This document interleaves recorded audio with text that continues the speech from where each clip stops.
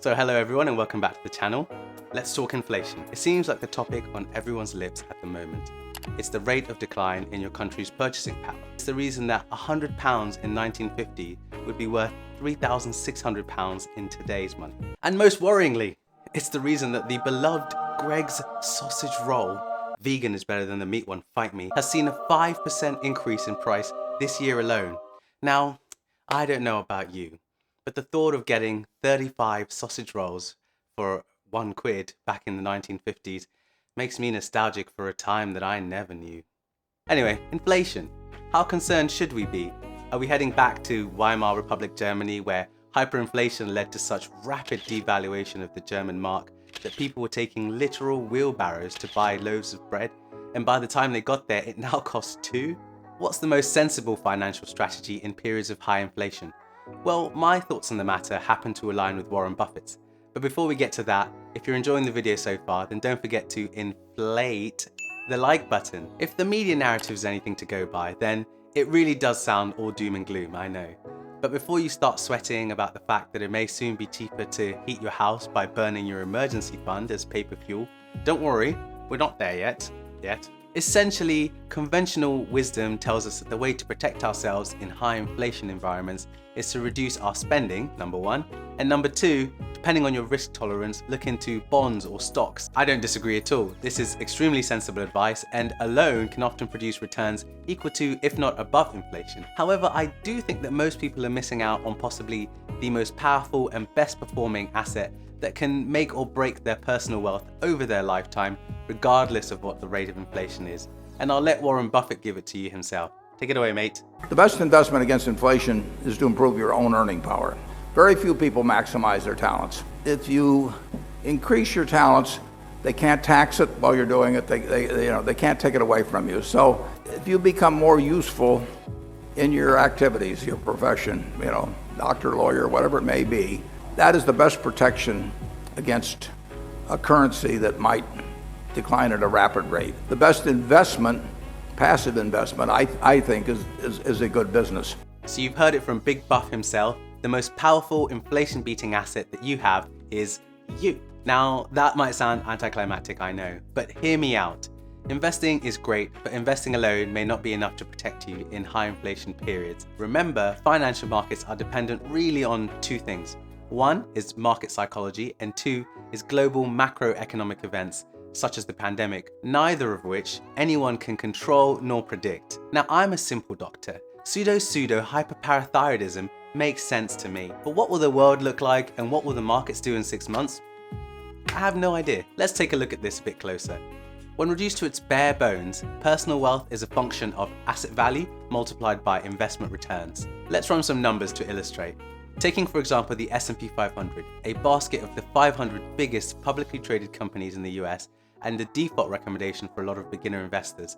Over the last 50 years, it's returned an average of 10%. If we also average out the rate of inflation across that same period, it comes out to about 3% annually, which means that your real terms gain is about 7% annually. Assuming I can see this inflation-adjusted annual 7% return, an investment of £1,000 today into the S&P 500 with no more money put in would be worth roughly £16,500 in 40 years' time. Sounds great, right? But consider this. If you instead began by investing £10,000, you would then end up with an inflation-adjusted return of over £164,000. In this scenario, your £1,000 investment nets you a gain of roughly £15,500, whereas the reward for an additional £9,000 of investment would net you a difference of over £155,000. And this is the magic of compound interest, the reason it's called the eighth wonder of the world. And I think this is where often people go wrong. Too often we're focused on the what and the how of investing, sinking countless hours into tracking markets, obsessing over every little movement in our portfolio, and marathoning finance YouTuber content, all with the goal of squeezing out an extra 1 to 2% on our investment returns. But once we incorporate the fundamentals of good personal finance, live within your means, invest in low-fee diversified index funds within tax-advantaged accounts, our time would actually be much better served earning more money, which when invested properly would net us magnitudes more than that small amount that we would initially invest thanks to that compounding growth. The lesson is, instead of agonizing over investing minutiae, we should actually be optimizing for input, for maximizing the amount of money that we can put into our investments. And this is why we are our own greatest asset. There's no cap on our potentialized annual returns. Your gains can be 10 or they can be 1,000%. Now, typically the way people think about making more money is that they take up extra hours at work or they take up another job. This is fine and often is the most convenient option, but I think it also presents the lowest long-term potential. And not to mention that we simply end up trading away more of our time. Trading away more of our time for money indefinitely is not the way to financial freedom. As Naval once said, "You'll never get rich renting out your time." We want to work smart, not hard. Now, there's a million ways that you can go about doing this, but this is my thought process when it comes to investing in myself.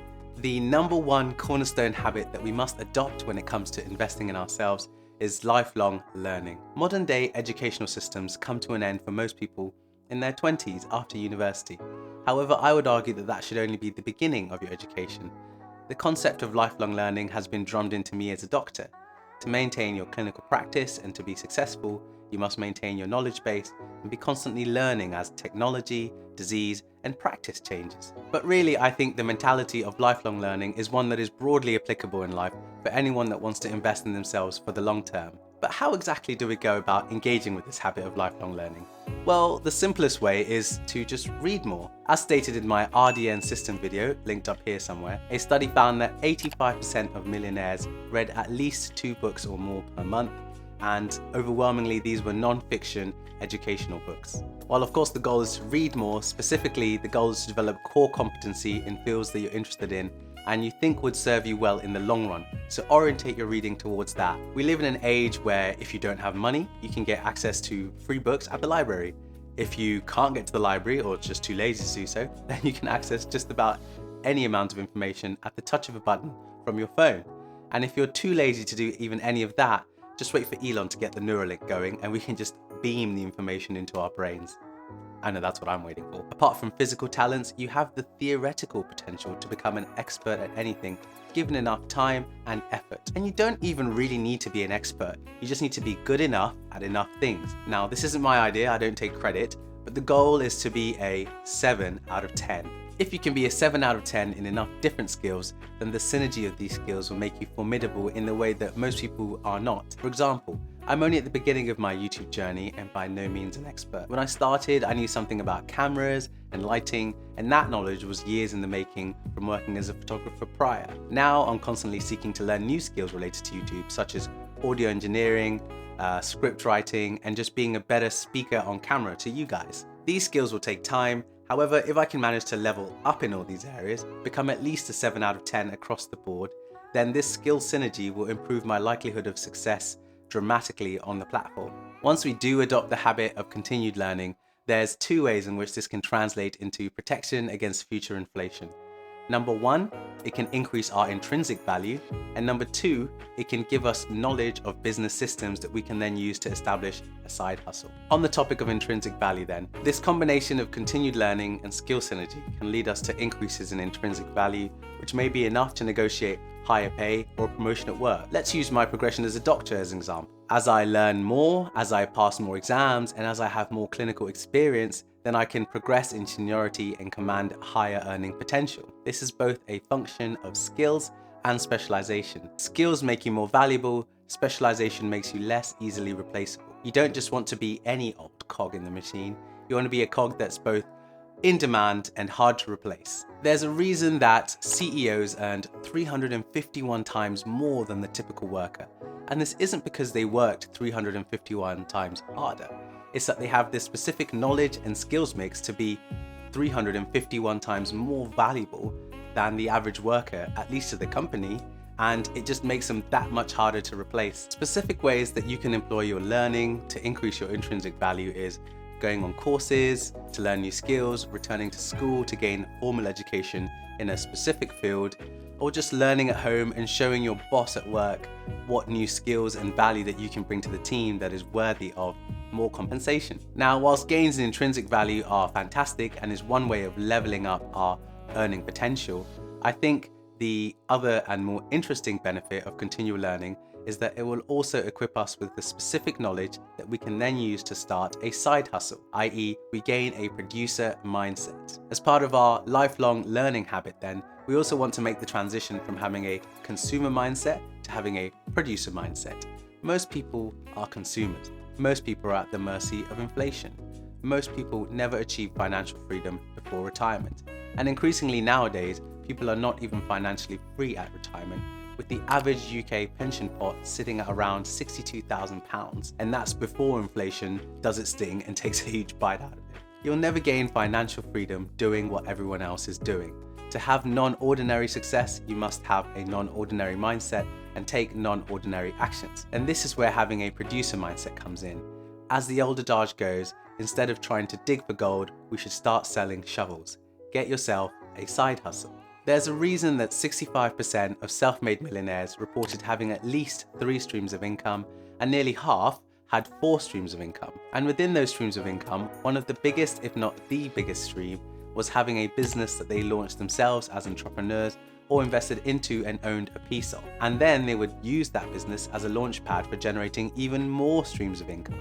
Let's take YouTube as an example. Lots of people with successful channels not only make income on AdSense, but also do affiliate marketing, they do sponsorships, they do courses, they sell merch, and the list goes on and on and on. There's a million ways to monetize yourself, but it always begins with having a producer mindset. This is because the producer mindset is synonymous with having a value mindset. A consumer mindset is preoccupied with taking or consuming value from others, whereas a producer mindset is concerned with giving value to others. Part of our learning should be sharpening our producer instinct and attaining specific knowledge related to the kind of value that we want to give. Life is a value exchange at the end of the day. The value that you give will then be returned to you in another form, whether that's in the form of more control over your working life, more time at home, or in the case of busting inflation, more money. Ultimately, the most potent way that we can invest in ourselves is to learn how to create a profitable side hustle that can give us supplementary income, open up other avenues for streams of income, and then when we invest those gains properly, will return much more to us than simply investing our basic paycheck into the stock market. I know what you're thinking though. Yes, this effect can be achieved simply by working more at your current job. However, I think the best side hustles will eventually be able to, 1, be scaled up, and 2, to become passive, at least to a certain degree. And this is the holy grail for me and ultimately where I want to be in the future. Although it might have a huge time and energy sink at the beginning of this, trust me, I am finding that out now. In the long run, if it works, it can be scaled up, it can become relatively passive, then we can decouple our time and our earnings and we can start to earn money doing the things that we love without necessarily trading our time for it. And that's when I think I would say that you then gain a degree of financial freedom. And this is why I think each person is their own inflation busting asset for life. When you invest in yourself, you commit to lifelong learning, then you're constantly leveling up, increasing your intrinsic value, which can have benefits in your day job. But ultimately, the real purpose of this is to increase our skills mix such that we can bring this towards a profitable side hustle, which can have scale and passivity in the long run. So that's my personal strategy for how I'm going to be investing in myself, the most powerful inflation beating asset I could ask for. As always, let me know your thoughts in the comments below and let me know if you have a different method for busting inflation. If you enjoyed the video, then don't forget to invest in the like button and subscribe for more content. If you're interested in investing into your reading or productivity skills, then click here or somewhere and check out my last videos. Otherwise, I'll see you all in the next one. Peace out.